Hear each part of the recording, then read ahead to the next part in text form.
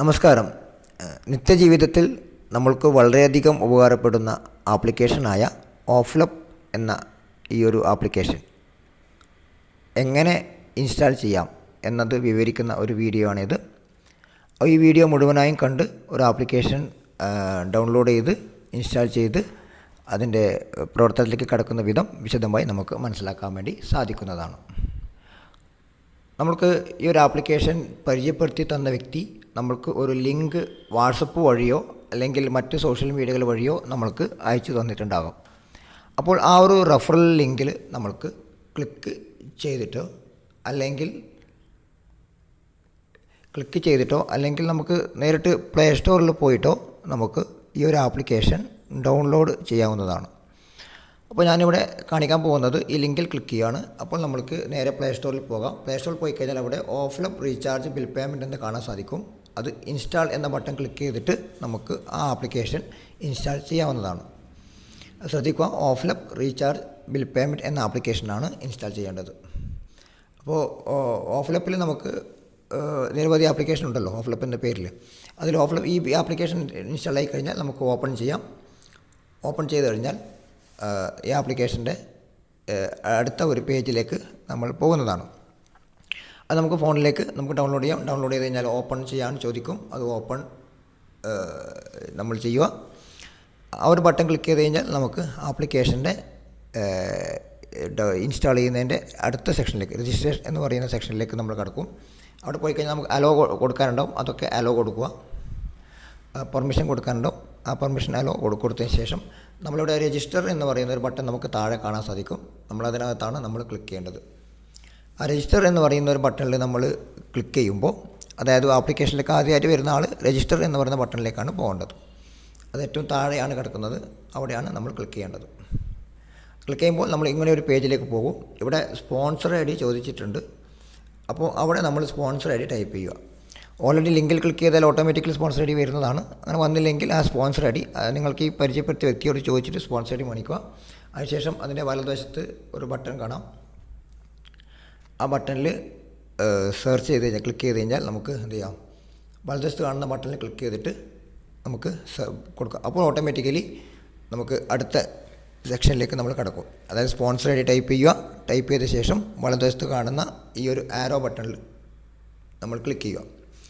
Click ചെയ്ത് കഴിയുമ്പോൾ നമ്മൾ മറ്റൊരു പേജ് അതിൻ്റെ താഴെ ഓപ്പണായിട്ട് വരുന്നുണ്ടാവും. ഓട്ടോമാറ്റിക്കലി സ്പോൺസറുടെ പേരും അവിടെ ഓപ്പണായിട്ട് വരുന്നത് നമുക്ക് കാണാൻ വേണ്ടി സാധിക്കും. അപ്പോൾ നമുക്കിവിടെ സ്പോൺസറുടെ നമ്പർ കൊടുത്തു. സ്പോൺസർ നെയിം അവിടെ വന്നിട്ടുണ്ടാവും. തൊട്ട് താഴെ നിങ്ങളുടെ ആരാണോ ഇൻസ്റ്റാൾ ചെയ്യുന്ന ആ വ്യക്തിയുടെ പേര് തെറ്റാതെ കൊടുക്കുക. അതിന് തൊട്ട് താഴെയായിട്ട് മൊബൈൽ നമ്പർ കൊടുക്കാനുണ്ട്.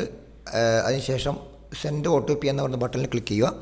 ഈ ഒരു സെക്ഷൻ എനിക്ക് തോന്നുന്നത് ഏറ്റവും അവസാനം ചെയ്യുന്നതായിരിക്കും നല്ലത്. ഇനി താഴെയും വീണ്ടും രജിസ്റ്റർ ചെയ്യാൻ ബാക്കിയുണ്ട്. അങ്ങനെ സെൻഡ് OTP കൊടുത്തു കഴിഞ്ഞാൽ നിങ്ങളുടെ ഫോണിലേക്ക് ഒരു OTP വരും. ആ OTP ഇവിടെ ടൈപ്പ് ചെയ്ത് കൊടുക്കുക. ഇതാണ് ഇവിടെ ഈ ഒരു സെക്ഷനിൽ ചെയ്യേണ്ടത്. അപ്പോൾ ഈ ഒരു സെക്ഷൻ ബാക്കി താഴെയുള്ള മറ്റു ഭാഗങ്ങളൊക്കെ പൂരിപ്പിച്ചതിന് ശേഷം അവസാനം ചെയ്യുന്നതായിരിക്കും കുറച്ചുകൂടി നല്ലത്. കാരണം നിങ്ങൾക്ക് സമയം ലാഭിക്കാൻ വേണ്ടി കുറച്ചും കൂടെ നല്ലത് അതായിരിക്കും. അപ്പോൾ എന്ത് ചെയ്യുക, മൊബൈൽ നമ്പർ ടൈപ്പ് ചെയ്ത് സെൻഡ് OTP ക്ലിക്ക് ചെയ്ത് നിങ്ങൾ ഫോണിലേക്ക് SMS ആയിട്ട് വന്ന ആ ഒരു OTP ഇവിടെ ടൈപ്പ് ചെയ്ത് കൊടുക്കുക. ഇതാണ് ഇതിൻ്റെ രജിസ്ട്രേഷൻ്റെ ആദ്യത്തെ സെക്ഷൻ എന്ന് പറയുന്നത്. അതിനുശേഷം നമുക്കിവിടെ സ്റ്റേറ്റ് സെലക്ട് ചെയ്യാനുണ്ട്. സ്റ്റേറ്റ് സെലക്ട് ചെയ്യുമ്പോൾ ശ്രദ്ധിക്കേണ്ട ഒരു കാര്യം, കേരള 1 എന്നും കേരള 2 എന്നും 2 സോണായിട്ട് തിരിച്ചിട്ടുണ്ട്. അപ്പോൾ കാസർഗോഡ് മുതൽ തൃശ്ശൂർ വരെയുള്ള വടക്കൻ കേരളം കേരള 1 എന്നതും, അതുപോലെ തിരുവനന്തപുരം തൊട്ട് എറണാകുളം ഇടുക്കി വരെയുള്ള ഭാഗം കേരള 2 എന്നും നമ്മൾ ഇവിടെ കൊടുത്തിട്ടുണ്ട്. അതാണ് നിങ്ങൾ സെലക്ട് ചെയ്യേണ്ടത്. അപ്പോൾ ആ ജില്ലകളിൽ താമസിക്കുന്നവർ ആ സെക്ഷൻ ആ ഒരു കേരള 1 കേരള 2 എന്നുള്ളത് സെലക്ട് ചെയ്യുക. അതിനുശേഷം നമ്മുടെ ജില്ല അവിടെ ഓപ്പണായി വരുന്നതാണ്. അപ്പോൾ നിങ്ങൾ കേരള 1 കേരള 2 മാറിപ്പോയാൽ ആ ജില്ല കാണില്ല. അതിന് കണക്കായ ജില്ലയാണ് ഇവിടെ കൊടുത്തിരിക്കുന്നത്. അപ്പോൾ ജില്ല അവിടെ സെലക്ട് ചെയ്യുക. അതിനുശേഷം ഏരിയ എന്ന് ഉദ്ദേശിക്കുന്നത് താലൂക്കാണ്. നിങ്ങൾ ജീവിക്കുന്ന താലൂക്ക് ഏതാണോ ആ താലൂക്ക് അതിനകത്ത് കാണും. അത് സെലക്ട് ചെയ്യുക. ഇത്രയും കൊടുത്തതിന് ശേഷം എഗ്രി ബട്ടൺ അവിടെ കൊടുത്ത് ശേഷം എന്ത് ചെയ്യുക, സബ്മിറ്റ് ചെയ്യുക. സബ്മിറ്റ് ചെയ്യുമ്പോൾ നമുക്കിവിടെ യൂസർ നെയിമും പാസ്വേഡും വന്നിട്ടുണ്ട്. അത് സ്ക്രീൻഷോട്ട് എടുത്ത് വെക്കുകയോ അല്ലെങ്കിൽ മറന്നു പോകാത്ത വിധത്തിൽ രേഖപ്പെടുത്തി വെക്കുകയോ ചെയ്യുക. തൊട്ട് മുകളിൽ കാണാം സൈനപ്പ് 100 രൂപ കിട്ടിയതായിട്ട് കൺഗ്രാജുലേഷനൊക്കെ ആയിട്ട് അവിടെ മെസ്സേജ് വന്നിട്ടുണ്ടാവും. അതിനുശേഷം നമ്മൾ ലോഗിൻ എന്ന ബട്ടണാണ് ക്ലിക്ക് ചെയ്യേണ്ടത്. അതായത് നമുക്ക് ഒരു യൂസർ നെയിമും പാസ്വേഡും വന്നിട്ടുണ്ട്, അത് സ്ക്രീൻഷോട്ട് എടുത്ത് വെക്കുക. അതിനുശേഷം നമ്മൾ എന്ത് ചെയ്യുക, ID ഇവിടെ ടൈപ്പ് ചെയ്യുക. ID പറഞ്ഞാൽ നിങ്ങളുടെ മൊബൈൽ നമ്പറാണ്. അതിനുശേഷം പാസ്വേഡ്, ഇപ്പോൾ നിങ്ങൾ കണ്ടിരിക്കുന്ന പാസ്വേഡാണ്. ഇനി ഏതെങ്കിലും കാരണം വെച്ചാൽ പാസ്വേഡ് മറന്നുപോയിട്ട് നഷ്ടപ്പെട്ടു പോയിട്ടുണ്ടെങ്കിൽ ഫോർഗോട്ട് പാസ്വേഡ് ക്ലിക്ക് ചെയ്തിട്ട് ഫോണിലേക്ക് ഒരു OTP ഒക്കെ വന്നതിന് ശേഷം പുതിയൊരു പാസ്വേഡ് നിങ്ങൾക്ക് കൊടുക്കാവുന്നതാണ്. അതിനുശേഷം സൈൻ ഇൻ ബട്ടൺ ക്ലിക്ക് ചെയ്യുക. അപ്പോൾ അടുത്ത സെക്ഷനിലൂടെ ഒരു 4 അക്ക പിന്ന് നമ്മൾ കൊടുക്കാനുണ്ടാവും. നമ്മളെല്ലാ UPI ട്രാൻസാക്ഷനൊക്കെ എങ്ങനെയുണ്ടല്ലോ, ഒരു 4 അക്ക പിന്ന് അത് കൊടുക്കാനാണ് ചോദിക്കുന്നത്. അപ്പോൾ നമുക്ക് ഈ 4 അക്ക പിന്ന് എപ്പോഴും ഈ ആപ്ലിക്കേഷൻ ഓപ്പൺ ചെയ്യുമ്പോൾ നമുക്ക് ഈ ഒരു 4 അക്ക പിന്ന് കൊടുക്കേണ്ടതായിട്ടുണ്ട്. അപ്പോൾ നമ്മൾ ചെയ്യേണ്ട കാര്യം എന്താണ്, അതിനുശേഷം നമ്മൾ ഈ ഒരു 3 വരയുണ്ട് ഏറ്റവും മുകളിൽ, ഒരു 3 വരയുള്ള ഒരു ബട്ടൺ നമുക്ക് കാണാൻ വേണ്ടി സാധിക്കും.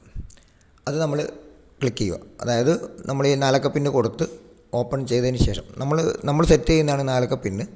ആ 4 അക്ക പിന്ന് ഒരിക്കലും നമ്മൾ മറന്നു പോകാതിരിക്കാൻ വേണ്ടി ശ്രദ്ധിക്കുക. ഓരോ പ്രാവശ്യം ആപ്ലിക്കേഷൻ ഓപ്പൺ ചെയ്യുമ്പോഴും ആ 4 അക്ക പിന്ന് ആവശ്യമാണ്.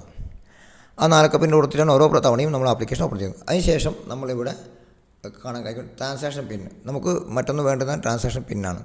ഈ ട്രാൻസാക്ഷൻ പിൻ എന്ന് പറയുന്ന ബട്ടൺ നമ്മൾ ക്ലിക്ക് ചെയ്യുക.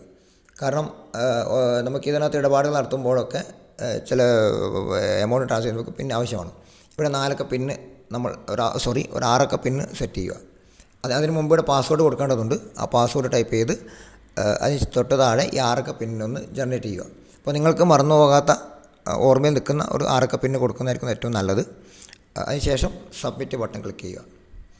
അപ്പോൾ ഇത്രയും കാര്യങ്ങൾ ചെയ്ത് കഴിഞ്ഞാൽ ഇതിൻ്റെ ഡൗൺലോഡ് പ്രൊസീജിയർ, അതായത് ഇൻസ്റ്റാൾ ചെയ്യുന്ന ആ ഒരു പ്രൊസീജിയർ പൂർത്തിയാകും. അപ്പോൾ ഇത്രയും സമയം കഴിയുമ്പോൾ നിങ്ങൾക്കൊരു 100 രൂപ നിങ്ങൾക്ക് വന്നിട്ടുണ്ടാവും. അത് ബിസിനസ് എന്ന് പറഞ്ഞ ബട്ടൺ ക്ലിക്ക് ചെയ്ത് ഓപ്പൺ ആക്കി കഴിഞ്ഞാൽ അടുത്തൊരു പേജിൽ നിങ്ങൾക്ക് ആ 100 രൂപ വന്നത് നിങ്ങൾക്ക് കാണാൻ വേണ്ടി സാധിക്കും. ആപ്ലിക്കേഷൻ ഇൻസ്റ്റാൾ ചെയ്യുന്ന വ്യക്തികൾക്കെല്ലാം 100 രൂപ കമ്പനി നൽകുന്നുണ്ട്. ആ 100 രൂപ നിങ്ങൾക്കത് കാണാം. അത് 200 രൂപയാണ് ഇതിനകത്ത് മിനിമം വിഡ്രോവലിൽ. ആ സമയത്ത് നിങ്ങൾക്ക് അത് വിഡ്രോ ചെയ്തെടുക്കാം. അതിനെക്കുറിച്ചൊക്കെ മറ്റൊരു വീഡിയോയിൽ വിശദീകരിച്ച് നിങ്ങൾക്ക് മനസ്സിലാക്കാവുന്നതാണ്. മറ്റൊരു വീഡിയോയിൽ അത് വിശദീകരിക്കുന്നുണ്ട്. അപ്പോൾ ഈ ഒരു ആപ്ലിക്കേഷൻ ഡൗൺലോഡ് ചെയ്ത് ഇൻസ്റ്റാൾ ചെയ്യുന്ന ആ ഒരു പ്രൊസീജിയർ മനസ്സിലായിട്ടുണ്ടാവുമെന്ന് കരുതുന്നു. അപ്പോൾ ഇതിൽ നോക്കുക. എന്നിട്ട് ഈ വീഡിയോയിൽ ഓരോ ഭാഗങ്ങളും ഒരു പേപ്പറിൽ എഴുതി വെക്കുക. നിങ്ങൾക്കത് ഓർത്തെടുക്കാൻ പറ്റുന്നുണ്ടെങ്കിൽ ഓർത്തിട്ട് സ്റ്റെപ്പായി ചെയ്യുക.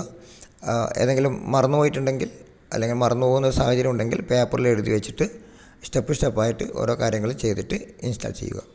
അപ്പോൾ ഇത്രയാണ് ഇതിൻ്റെ ഇൻസ്റ്റാൾ ചെയ്യുന്ന പ്രൊസീജിയർ എന്നുള്ളത്. ഇൻസ്റ്റാൾ ചെയ്തതിന് ശേഷം നിങ്ങൾക്ക് ആപ്ലിക്കേഷൻ്റെ മറ്റ് ഫംഗ്ഷനിലേക്കും മറ്റ് ഡീറ്റെയിൽസൊക്കെ നിങ്ങൾക്ക് പോകാവുന്നതാണ്. ആപ്ലിക്കേഷനെ കുറിച്ചൊക്കെ ഡീറ്റെയിൽ ആയിട്ടൊന്ന് മനസ്സിലാക്കി വെക്കുക. അതിൻ്റെ പ്രവർത്തനങ്ങളും കാര്യങ്ങളൊക്കെ മനസ്സിലാക്കി വെക്കുക.